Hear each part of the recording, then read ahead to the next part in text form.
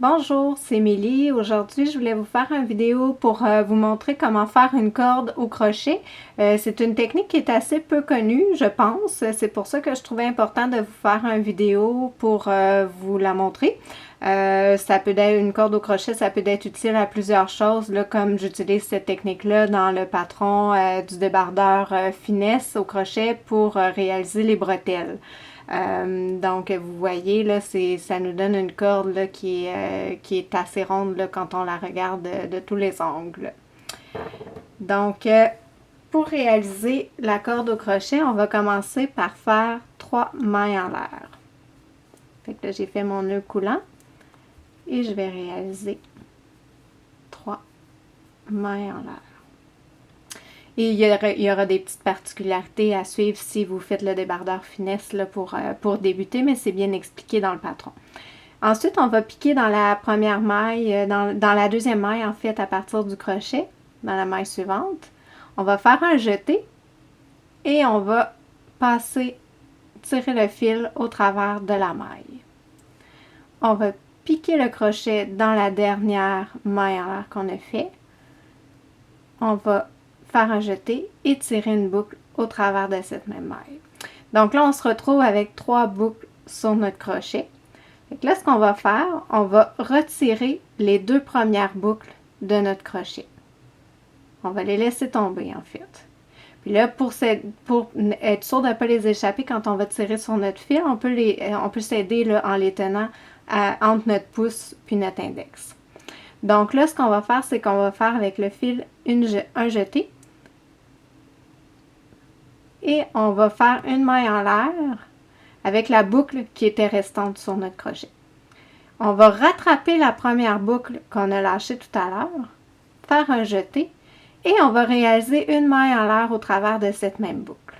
On répète l'opération avec l'autre maille qu'on avait laissée tomber. On la rattrape, on fait un jeté et on tire la boucle au travers de cette même maille pour faire une maille en l'air.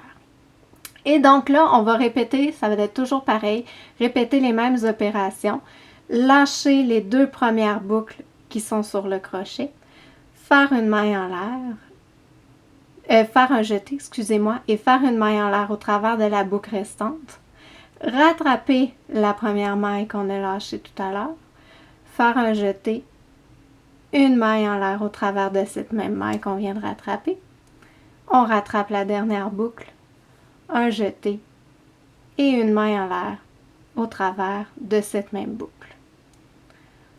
Donc, on répète, on lâche les 2 premières boucles qui sont sur notre crochet en gardant seulement qu'une.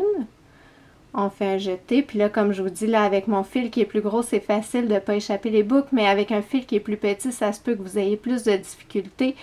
Ça rajoute un niveau de difficulté supplémentaire. Fait que vous pouvez vraiment tenir toujours les boucles entre votre pouce puis votre index pour vous aider quand on tire le fil pour ne pas échapper de boucle. Fait qu'on va faire la jetée. On rattrape l'autre boucle. Je tiens toujours ma maille qui reste entre mon pouce puis mon index. Un jeté. On passe au travers de la maille pour faire la maille en l'air. On rattrape la dernière boucle. Un jeté. Et on tire au travers. Donc voilà, on pourrait aussi faire une corde avec plus que 3 mailles en montant par exemple 4 ou 5 mailles au départ. Avec là, à ce moment-là, ça serait le même principe. Et par exemple, qu'on aurait 4 mailles, qu'on aurait fait une corde de 4 mailles, on lâcherait les 3 mailles et on les reprendrait une à une pour faire des mailles en l'air au travers de chacune. Donc, ça serait vraiment le même principe, peu importe le nombre de mailles que vous voudriez monter pour réaliser une corde. Donc, j'espère que cette vidéo, c'est assez clair. N'hésitez pas à m'envoyer vos questions, mettre vos commentaires.